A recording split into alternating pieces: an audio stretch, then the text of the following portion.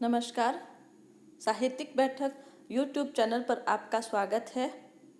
आज बात कर रहे हैं हम हिंदी साहित्य का दूसरा इतिहास, जिसके लेखक है डॉक्टर बच्चन सिंह, और जो विषय है हमारा अपभ्रंश काव्य भाग नंबर 6 में। इसमें दिया गया है हमें कुछ श्रृंगारपूरक काव्य के बारे में। पहला नाम है हेमचंद्र, जिनका संवत 1088 से लेकर 1097 था। इनमें बच्चन सिंह जी लिखते हैं, जैन मुनियों में हेमचंद्र अपनी विद्या और पांडित्य के लिए अत्यंत विख्यात थे।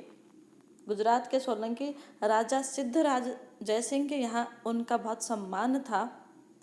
सिद्धराज के आग्रह पर ही उन्होंने प्राकृत अपभ्रंश का व्याकरण ग्रंथ सिद्ध हेम शब्दानुशासन लिखा था।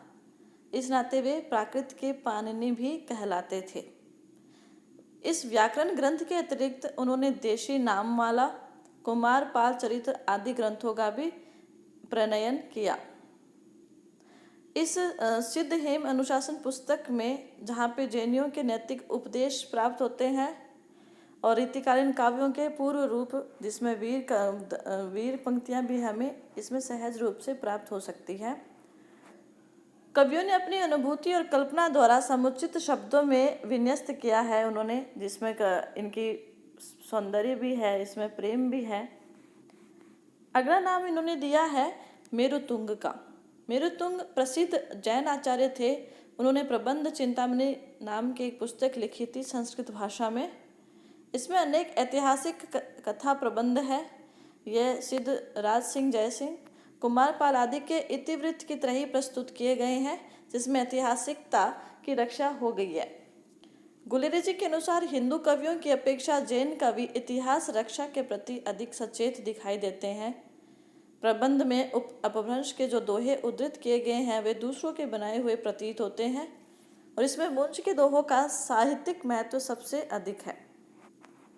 आगे डॉक्टर बच्चन सिंह जी नाम लेते हैं इसी परंपरा में अद्यमान का।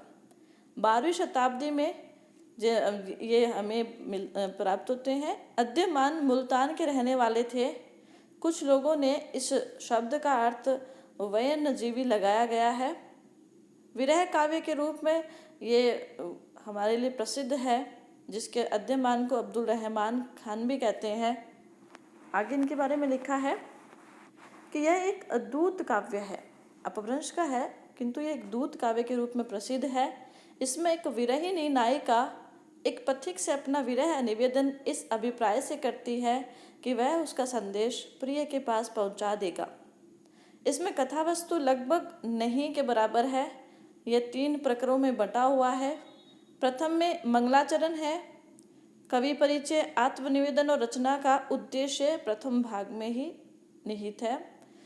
द्वितीय में विरह निवेदन है, और जो तीसरा इनका प्रक्रम है उसमें षट ऋतु वर्णन है। सारा वर्णन संस्कृत के काव्य रूढ़ियों से भरा हुआ है। अद्यमान के संदेश शासक में यह लौकिक के विरह निवेदन के साथ साथ निवेदन है। इनकी भाषा को लेकर पंडितों में मतभेद कहते हैं। कुछ लोग इसे अवट का कहते हैं, कुछ इसको अपभ्रंश का मानते हैं।